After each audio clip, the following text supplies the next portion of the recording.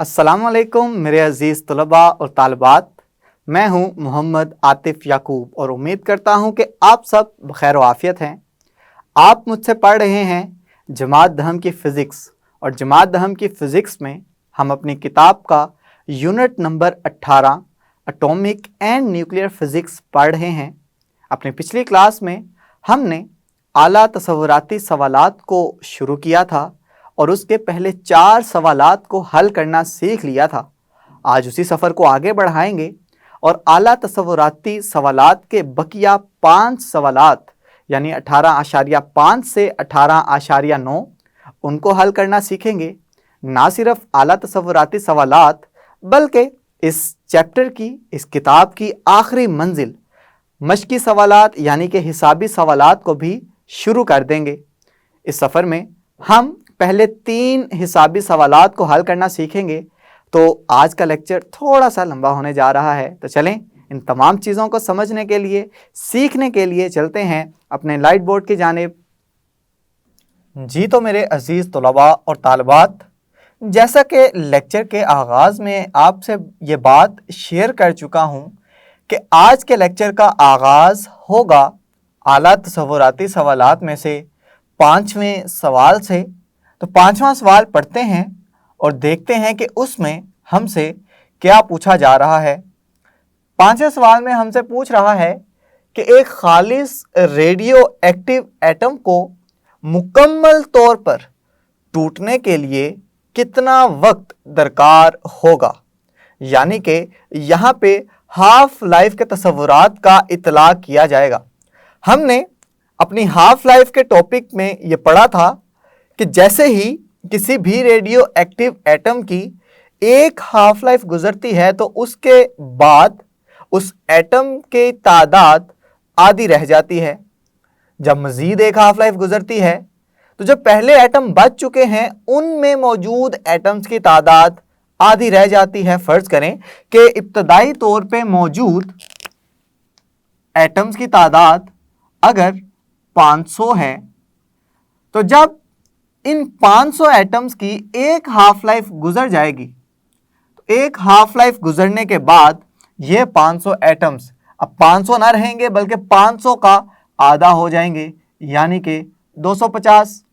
जब दूसरी half life गुजरेगी तो ये हो जाएंगे 250 का आधा जो कि होते हैं 125। जब मज़ीद तीसरी हाफ लाइफ गुजरेगी तो ये 125 का आधा हो जाएंगे जो कि है 62.5। जब चौथी हाफ लाइफ गुजरेगी तो ये 62.5 का आधा हो जाएंगे। यानी वक़्त गुजरने के साथ साथ बच जाने वाले एटम्स की तादाद आधी रहती चली जाएगी, लेकिन कभी भी ये ज़ीरो नहीं होगी, क्योंकि ज़ीरो होने के लिए इसे लामहदूद वक्त दरकार होगा।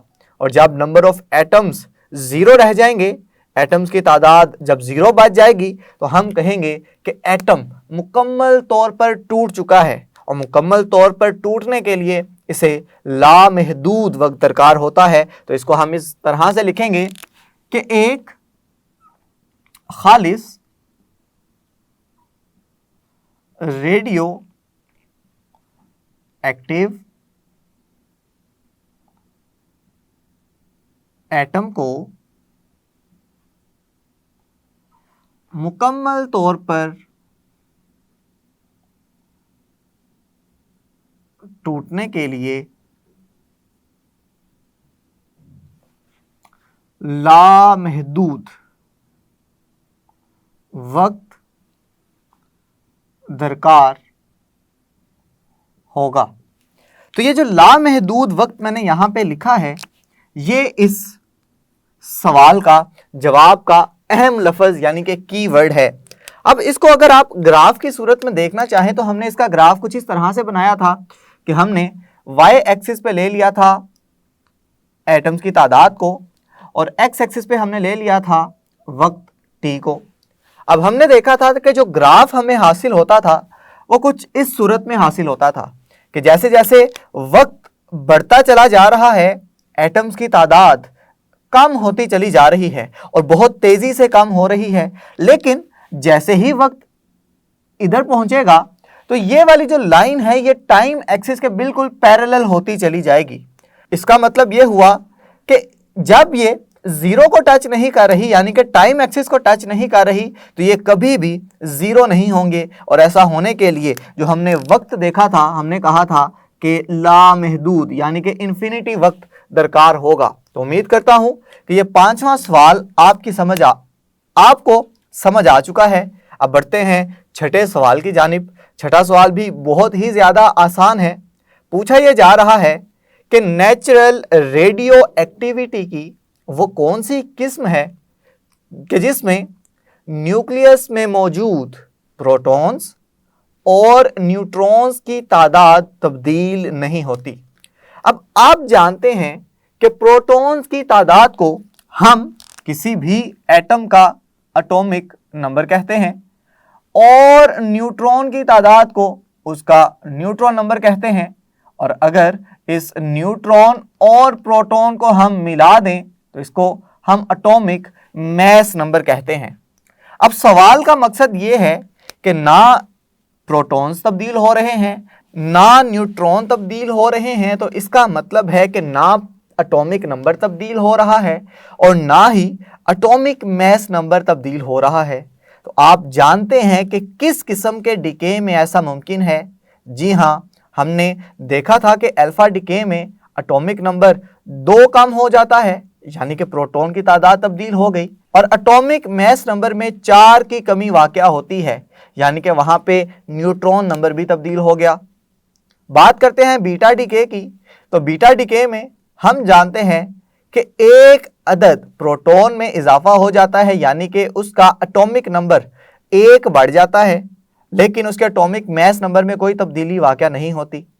लेकिन गैमा डिके, हमारे पास वो डिके है कि जिसमें ना एटॉमिक नंबर बढ़ता है और ना ही एटॉमिक मास नंबर तब्दील होता है। तो चलें यहाँ पे हम लिख देंगे कि गैमा डिके एक ऐसा अमल है, एक ऐसा प्रोसेस है कि जिसमें ना प्रोटॉन्स की तादाद तब्दील होगी और ना न्यूट्रॉन्स की तादाद तब्दील होगी।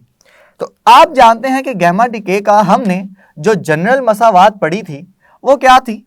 वो ये थी कि अगर कोई एलिमेंट है X और उसका एटॉमिक मास नंबर है A और एटॉमिक नंबर है Z, अगर ये गैर क़याम पज़ीर है और ये चाहता है कि ये क़याम पज़ीर हो जाए, तो ये अपने अंदर से एक अदद गामा फोटोन निकाल देगा, खारिज कर देगा और साथ निकालेगा एनर्जी।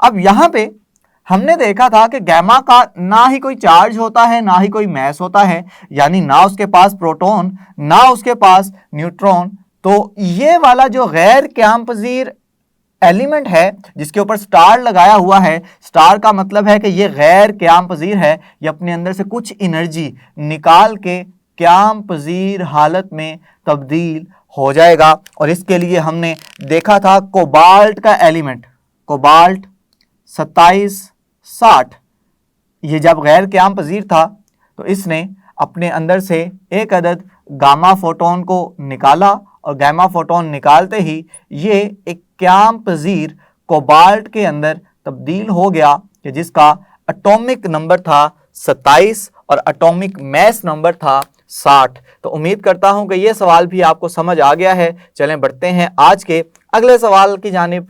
जी तो मेरे अजीज़ तलबा और तालिबात, ये रहा हमारे आज के लेक्चर का तीसरा सवाल। सवाल में हमसे पूछा यह जा रहा है कि रेडियो एक्टिव मटीरियल की मिकदार 1 ग्राम है। 4 हाफ लाइफ गुजरने के बाद इस मटीरियल की कितनी मिकदार बाकी रह जाएगी? तो मसले की बात कोई नहीं है, अगर आपको फार्मूला आता है तो आप आसानी के साथ इसे हल कर सकते हैं। हमने फार्मूला पढ़ा था, n बराबर है 1/2, ताकत में T या n लिखा था और यहाँ पे n नोट आ गया था। n है बच जाने वाले एटम्स की तादाद, T है कि कितनी हाफ लाइफ गुजरी हैं, और n नोट ये बता रहा है कि इब्तदाई तौर पे कितने एटम्स मौजूद थे। लेकिन ये तो एटम्स की तादाद के लिए है, एटम की मिकदार के लिए नहीं। तो इसके लिए भी हमारे पास इससे मिलता जुलता फार्मूला है, बच जाने वाला मास बराबर है 1/2 इसकी पावर t और m नोट। तो जहां पे n था, नंबर था, वहां हमने रिप्लेस कर दिया है, तब्दील कर दिया है मैस के साथ। तो चलें अब हल करते हैं। हम कह रहे हैं कि जो बच जाने वाला मैस है हमने मालूम करना है। 1/2 वैसे का वैसे ही कितनी हाफ लाइफ गुजर चुकी हैं जी? 4 हाफ लाइफ गुजर चुकी हैं। और इब्तदाई मैस कितना है उसका? 1 ग्राम। अब जब 1/2 की ताकत 4 लेंगे तो वो बच जाता है 1/16 और 1 ग्राम वैसे का वैसे ही आ जाएगा। ये बच जाएगा 1/16 ग्राम। जब 1/16 को हल किया जाएगा तो ये बचता है m बराबर है 0.0625। तो इस तरह से हम बच जाने वाले मैस की मिकदार निकाल लेंगे। सिर्फ यूनिट लिखना बाकी है, तो जो यूनिट्स हम ऊपर इस्तेमाल करते आ रहे हैं वही लिख लेंगे और वो है जी ग्राम। तो इस तरह से आपका 7वां सवाल भी हल हो गया है। चलें बढ़ते हैं 8वें सवाल की जानिब। 8वें सवाल में हमसे पूछा यह जा रहा है कि ट्रिटियम यानी कि हाइड्रोजन का एक ऐसा आइसोटोप कि जिसका एटॉमिक मास नंबर 3 है। यह हाइड्रोजन का रेडियो आइसोटोप है। यह जब टूटता है तो अपने अंदर से एक इलेक्ट्रॉन खारिज करता है। ये अहम लफ्ज़ है। डॉटर न्यूक्लियस का नाम बताना है आपने। अब इसके लिए आप एक जनरल रिएक्शन लिखें कि ये किस किस्म का डीके हो रहा है। आप जानते हैं कि ऐसा प्रोसेस कि जिसमें इलेक्ट्रॉन खारिज होता है उसको बीटा डीके कहते हैं। यानी कि जब ये ट्रिटियम टूट रहा है तो ये बीटा डीके के जरिए टूट रहा है। तो सबसे पहले हम बीटा डीके की जनरल मसावात लिखते हैं। बीटा डीके की जनरल मसावात है कि फर्ज करें कोई एलिमेंट है x, उसका एटॉमिक मास नंबर है a, एटॉमिक नंबर है z।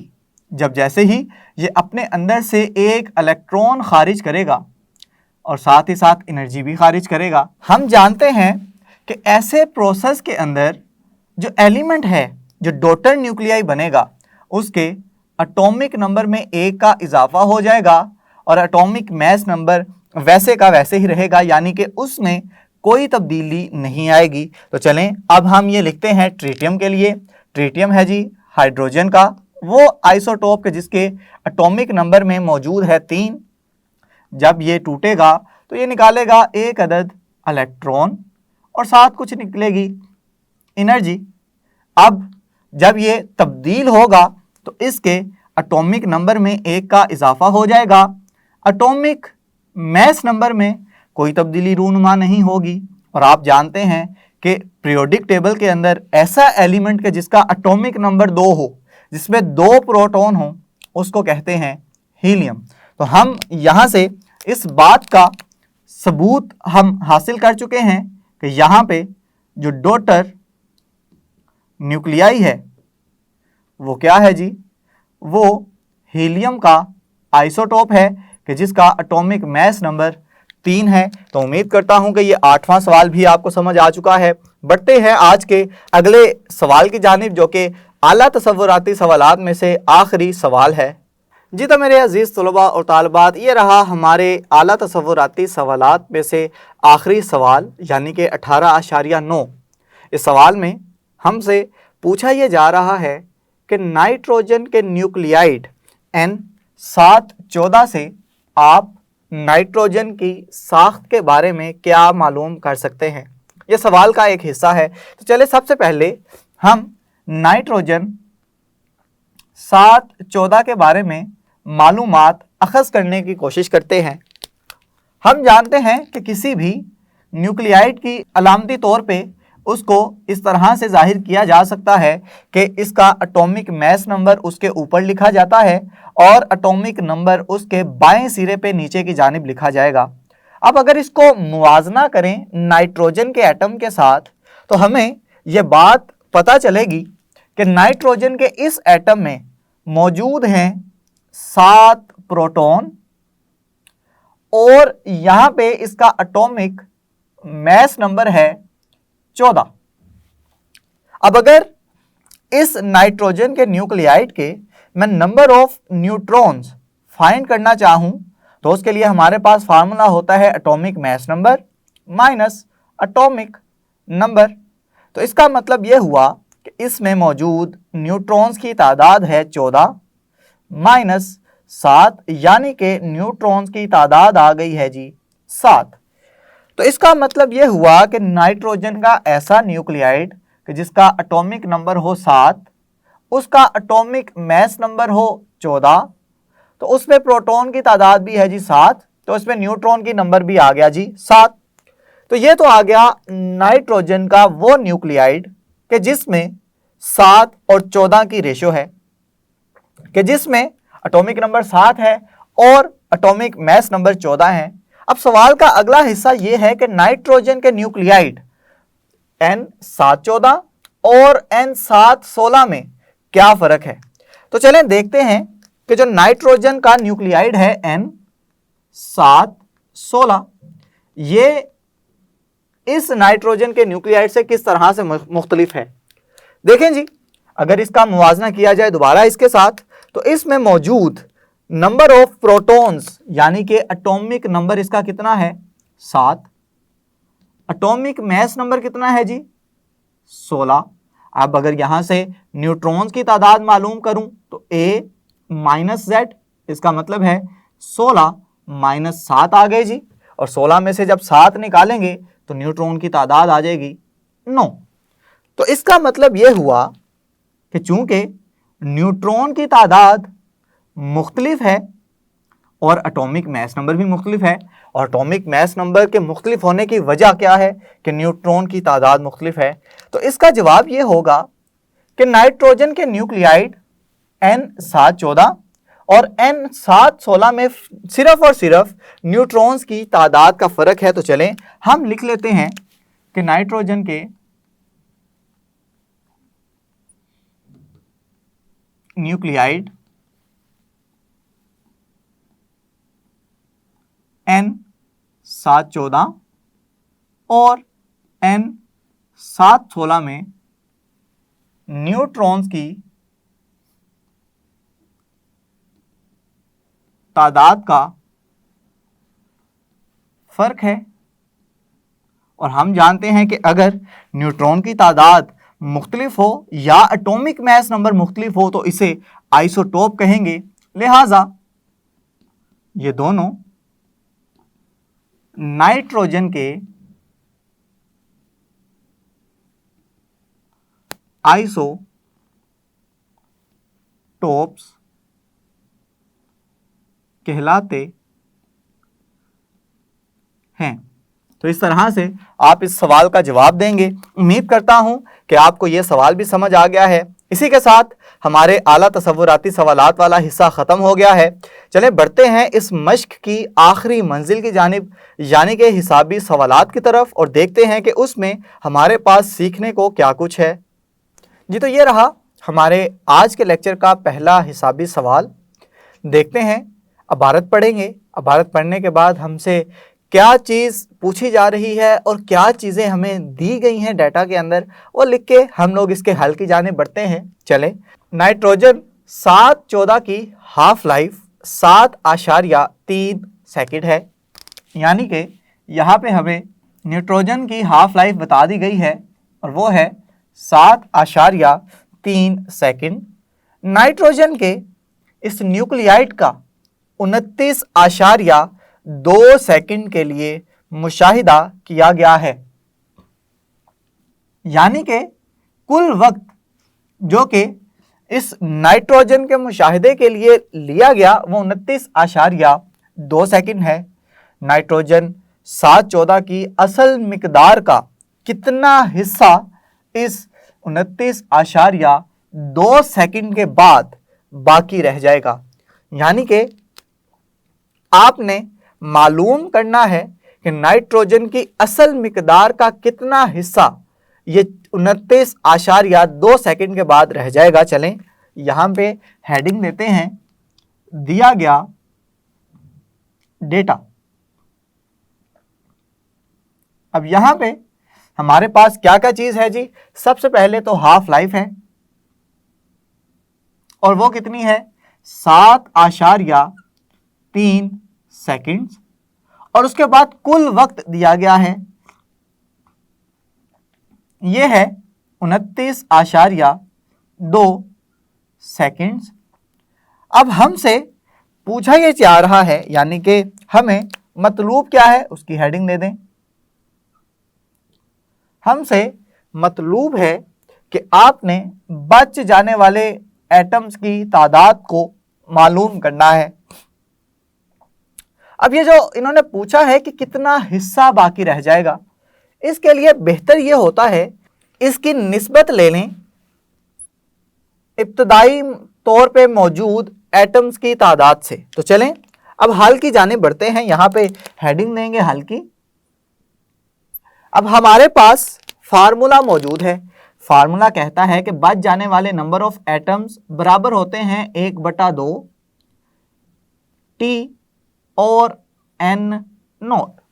अब यहां पे n है बच जाने वाले एटम्स की तादाद, यहां पे t है हाफ लाइफ्स की तादाद कि कितनी हाफ लाइफ्स गुजर चुकी हैं। ये तो हमें डेटा में नहीं दिया गया, लेकिन इसको निकाल सकते हैं हम लोग। हम कहेंगे कि जो हाफ लाइफ्स की तादाद है उसे छोटे t के जरिए लिखा जा रहा है, ये बराबर होती है कुल वक्त बटा हाफ लाइफ। अब कुल वक्त जी है 29.2 और हाफ लाइफ है 7.3 सेकंड। तो हाफ लाइफ की तादाद आ जाएगी 4। तो इसका मतलब यह हुआ कि जब 29.2 सेकंड गुजर चुके हैं तो उस दौरानिये में 4 हाफ लाइफ गुजर चुकी हैं। तो चलें इस टी की कीमत को इस मसावात नंबर 1 में दर्ज कर दें। तो अब मसावात 1 से हमें क्या इंफॉर्मेशन मिलेगी, हम लिखेंगे कि n बराबर है 1/2 और t की जगह आ जाएगा 4 और n नोट।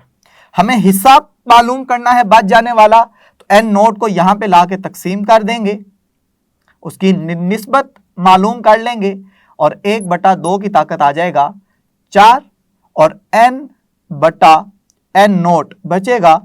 1 की ताकत 4 हो तो वो 1 ही रहेगी और 2 की ताकत 4 हो जाए तो ये बचता है 16। तो इसका मतलब है कि जो नाइट्रोजन 714 के एटम्स बच जाएंगे 29.2 सेकंड के बाद, वो होंगे 1/16, यानी कि जितने इब्तदाई तौर पे मौजूद हैं उससे 16 गुना कम हो जाएंगे। उम्मीद करता हूं कि ये पहला हिसाबी सवाल आपको समझ आ गया है। चले बढ़ते हैं आज के अगले हिसाबी सवाल की जानिब। जी तो ये रहा दूसरा हिसाबी सवाल। चलें अब भारत पढ़ते हैं और देखते हैं कि हमसे क्या चीज़ पूछी जा रही है और डेटा के अंदर क्या क्या चीज़ें हमें फराहम की गई हैं। कहा यह जा रहा है कि रेडियो एक्टिव कोबाल्ट 60 की हाफ लाइफ 5.25 साल है। तो सबसे पहली चीज़ जो हमें दी गई है वो है जी हाफ लाइफ। 26 साल के बाद, यानी कि यहाँ पे हमें कुल वक्त दिया जा रहा है 26 साल। उसके बाद कोबाल्ट 60 की असल मिकदार का कितना हिस्सा बाकी रह जाएगा। तो ये बिल्कुल पहले सवाल के जैसा ही है। चलें उसके जैसे ही हम हल करना शुरू करते हैं। सबसे पहले हेडिंग देंगे दिया गया डेटा। सबसे पहले तो हमें फराहम की गई है इसकी हाफ लाइफ और वो है 5.25 साल। फिर कुल वक्त दे दिया गया और वो है 26 साल। हमें मतलूब क्या है, हमने मालूम करना है कि 26 साल के बाद असल मिकदार का कितना हिस्सा बाकी रह जाएगा और इसके लिए हम निस्बत मालूम करते हैं। तो चलें हल की हेडिंग लिखेंगे यहाँ पे। तो हमारे पास जो फार्मूला है वो फार्मूला कहता है n बराबर है 1/2 इसकी ताकत t और n नोट। t है यहाँ पे हाफ लाइफ की तादाद। अब हाफ लाइफ की तादाद हमें यहाँ पे फराहम नहीं की गई, हम उसे खुद से मालूम कर सकते हैं। हम फार्मूला लगाएंगे, हाफ लाइफ की तादाद बराबर है कुल वक़्त बटा हाफ लाइफ। तो हाफ लाइफ की तादाद आ जाएगी, कुल वक्त है जी 26 साल और हाफ लाइफ है 5.95 साल। तो इससे हाफ लाइफ की तादाद आ जाएगी 4.95 और इसको हम तकरीबन 5 लिख सकते हैं। यानी कि जो हाफ लाइफ की तादाद आ गई वो 26 साल के बाद तकरीबन 5 हाफ लाइफ गुजर चुकी होंगी। चलें अब इसको अगर मसावात नंबर 1 का नाम दे दें आप, तो यहां पे हम ये इबारत लिख देंगे कि मसावात 1 से आप क्या लिखेंगे, क्या नतीजा अखज़ करेंगे, n वैसे का वैसे ही लिखा रहेगा 1/2, t की जगह आप लिख देंगे 5 और ये आ जाएगा n नोट। हमें मालूम करना है n बटा n नोट और ये बच जाएगा 1/2 की ताकत 5। और जब इसको हल करेंगे तो 1 की ताकत 5 एक ही रहेगी और 2 की ताकत 5 बराबर होती है 32 के। यानी कि जब 26 साल गुजर चुके होंगे तो असल एटम्स की मिकदार का 32 गुना कम हो चुका होगा। तो ये सवाल था हमारा हिसाबी सवाल 18.2। उम्मीद करता हूं कि यह सवाल आपको समझ आ चुका है। चलें बढ़ते हैं अगले सवाल की जानिब। जी तो मेरे अजीज़ तलबा और तालिबात, ये रहा हमारे आज के लेक्चर का आखिरी हिसाबी सवाल। इस सवाल में हमसे कहा यह जा रहा है कि कार्बन 14 की हाफ लाइफ 5730 साल है, यानी कि ये आ गया हाफ लाइफ। कार्बन 14 की इब्तदाई मिकदार का 1/8 तक कम हो जाने के लिए कितना वक्त दरकार होगा, यानी यहाँ पे हमें कुल वक्त मालूम करना है और जो बाकी मिकदार है वो हमें बताई जा रही है कि ये पहली मिकदार यानी कि इब्तदाई मिकदार का 8 गुना कम हो चुका है। तो चलें हम सबसे पहले लिखते हैं दिया गया डाटा।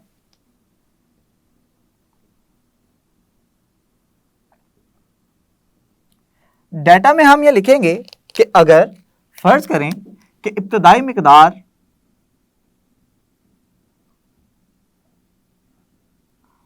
वो n नोट हो तो बाकी मिकदार कह रहा है कि इब्तदाई मिकदार का 1/8 गुना कम हो गई है और उसके लिए जो हाफ लाइफ उसने दी है यानी कि टी हाफ ये है जी 5730 साल। अब आपने मालूम क्या करना है, आपने मालूम ये करना है, आपको मतलूब ये है कि इतनी मिकदार बच जाने के लिए कुल वक्त यानी कि टी कितना दरकार होगा। तो चलें हल की जानिब बढ़ते हैं। हम फार्मूला जानते हैं कि जब बाकी नंबर ऑफ एटम की तादाद मालूम करनी हो तो हम फार्मूला इस्तेमाल करते हैं 1/2, इसको लिखते हैं टी और साथ लिख देते हैं n नोट। यहां पे टी होता है हाफ लाइफ्स की तादाद। अगर इसको इक्वेशन नंबर 1 का नाम दे दें, मसावात 1 का नाम दे दें इसको, और इसके मुताबिक मैं एक और मसावात खुद से लिख लूं कि जो नंबर ऑफ एटम्स बच चुके हैं वो इब्तदाई एटम्स का 8 गुना है, वो इब्तदाई एटम्स का 1/8 है। यानी कि जो हमें मालूमात फराहम की गई हैं मैंने उसी को मसावात की सूरत में लिख दिया है। अब यहां पे अगर मैं मसावात 1 और मसावात नंबर 2 का मुवाजना करूं तो यहां पे लिख दें मसावात 1 और मसावात नंबर 2 का मवाजना करने से क्या चीज हासिल होगी। यहां पे भी बाईं जानिब लिखा हुआ है n, यहां पे भी बाईं जानिब लिखा हुआ है n। तो अगर दोनों की बाईं जानिब बराबर है तो लाजमी तौर पे उनकी दाईं जानिब भी बराबर होगी। तो हम लिखेंगे कि 1/2 इसकी ताकत है टी n नोट बराबर आ जाएगा 1/8 n नोट के। अब n नोट तो n नोट से कैंसिल हो चुका है, चलें बात मान ली जाएगी। 1/2 इसकी ताकत t बचा है 1/8 के बराबर। अगर मैं 1/8 को इस तरह से लिख लूं 1/2 की ताकत 3, तो कोई गलत बात नहीं है, क्योंकि 1/2 की ताकत 3 को जब खोलूंगा तो वो 1/8 के बराबर ही आएगा।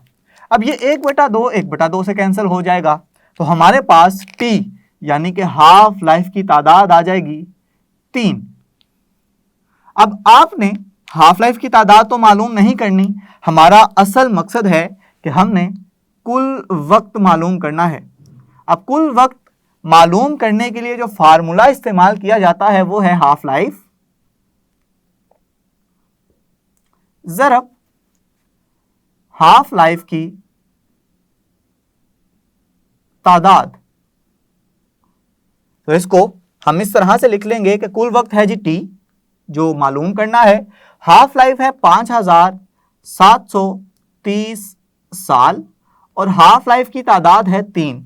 जब ये 5730 साल को 3 से ज़रब देंगे तो आपके पास जवाब आएगा 1.72 ज़रब 10 की ताकत 4 साल, यानी कि इब्तदाई तौर पर मौजूद एटम्स का 8 गुना कम होने के लिए आपको 1.72 ज़रब 10 की ताकत 4 साल का इंतज़ार करना पड़ेगा। अगर तो वो एटम कार्बन 14 है और उसकी हाफ लाइफ 5730 साल है। उम्मीद करता हूँ कि ये सवाल भी आपको समझ आ चुका है और इसी के साथ इस लेक्चर में सिखाए गए जितने भी सवालात हैं वो तमाम आपको अच्छे तरीके से समझ आ चुके हैं। जी तो मेरे अजीज़ तलबा और तालिबात, आप तमाम आला तसव्वुराती सवालात को हल करना सीख चुके हैं। साथ ही साथ हिसाबी सवालात में से भी 3 सवालात को हल करना हम सीख चुके हैं। सिर्फ एक ही फार्मूला अभी तक इस्तेमाल हुआ है और वो है हाफ लाइफ के रिलेटेड, हाफ लाइफ के मुतल्लिक फार्मूला। आपने इस फार्मूले को अच्छे से याद करना है, इन तमाम सवालात को अपने नोट्स के अंदर लिखना है ताकि चीज़ें अच्छे से तैयार होती चली जाएं। बकिया के जो हिसाबी सवालात हैं हम करेंगे अपने आइंदा वीडियो लेक्चर में। तब तक के लिए अपना ख्याल रखें, अपने से ज़्यादा दूसरों का खुश रहें, खुशियाँ बांटें। अल्लाह हाफिज़।